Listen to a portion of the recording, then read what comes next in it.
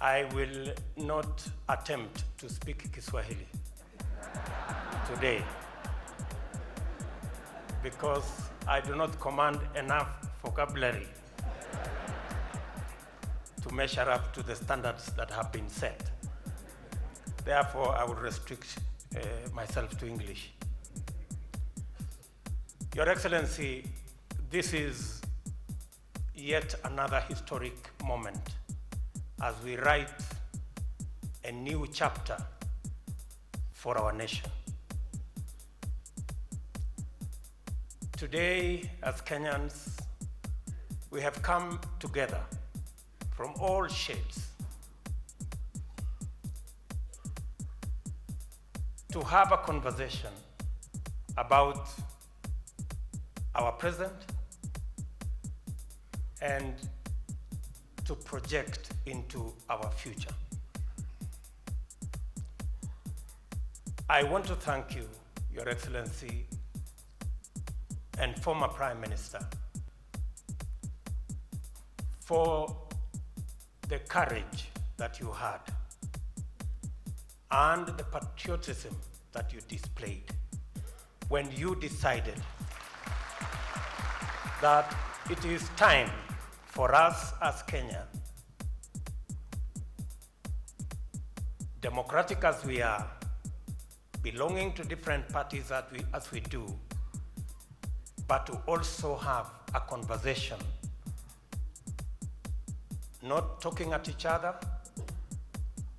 but talking to and with each other. And this is the moment, Your Excellency, that your initiative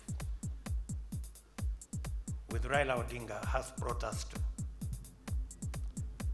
I want to say, as a leader in Kenya, that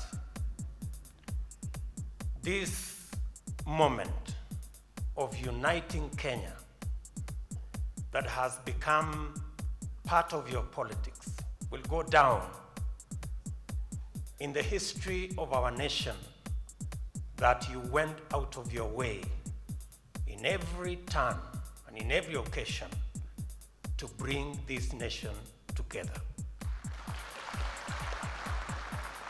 A very big chapter of your legacy will be around uniting the country. And Your Excellency, we want to thank God for this occasion. And we want to thank you and the former Prime Minister for doing this, not for yourselves, but for us, the 47 million Kenyans. Your Excellency, the document and the proposals and the recommendations that have been put together by this able team will form the basis for a national conversation. A conversation, Your Excellency, where there is no greater or smaller person. There is no superior or inferior opinion. That all of us, as citizens of Kenya, can air our views openly, frankly, so that we can have an informed conversation. Your Excellency,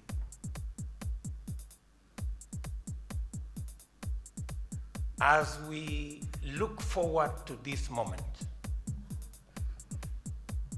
it is important for all of us to know where we are, how we got ourselves here, and what are the options for us going into the future.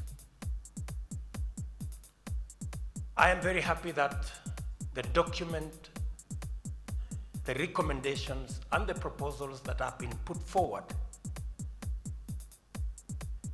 that will form the basis of our discussion, to a good extent, Your Excellency, informs us on how to build institutions to get our politics away from personalities and ethnicities to institutions that will carry all of us, irrespective of who we are, where we come from, the language we speak, or the political party we subscribe to.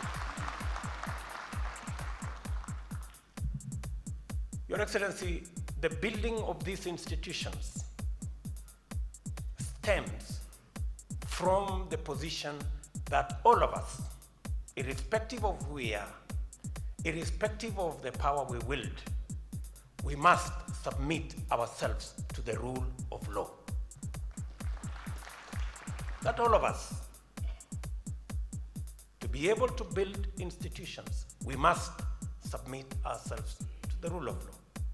We must respect institutions that have been set up. And I am happy that there are proposals on how to build and enhance the institutions of governance, that we will have a robust, maybe constitutional, opposition that will make sure that government is held to account. And that in a contest, there will be no losers or winners, that everybody ultimately will have a role to play, whether you are in government or in the opposition, in taking our country forward.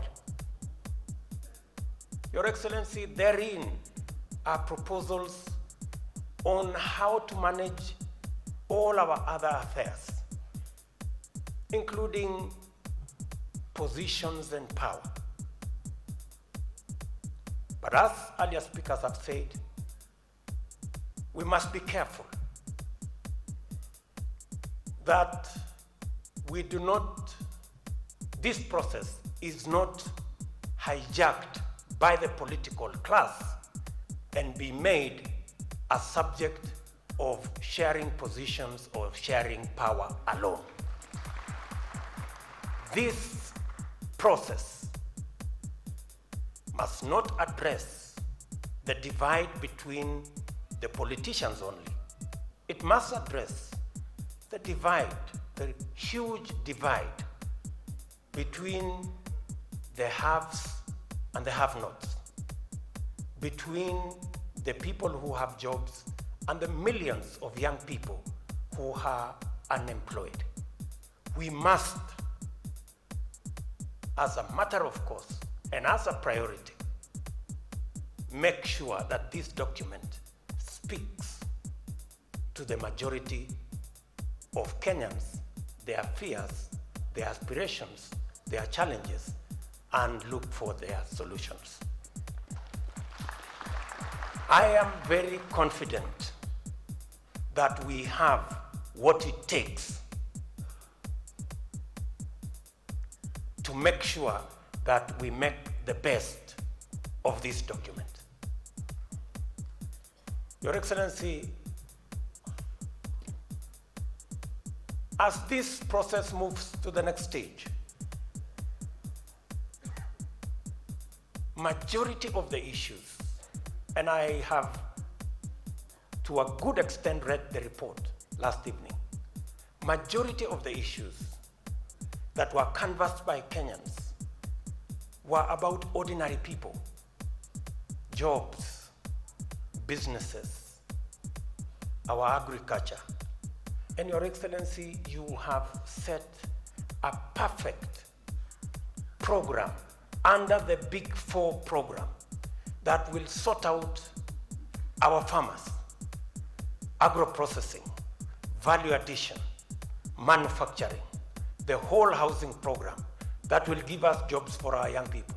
As we embark on this process, Your Excellency, we should accelerate the Big Four program so that in it we can also sort out some of the challenges that were enlisted under the proposals that were made by BBI. Your Excellency, going into the future, I want to agree with the leaders who have said that all of us as Kenyans must read this document for ourselves. We must interrogate. And the processes going into the future, I want to persuade us that from here going into the future, we should avoid a costly, potentially divisive, controversial processes that will divide us. It is possible for us to build consensus and arrive at the destination together, not divided.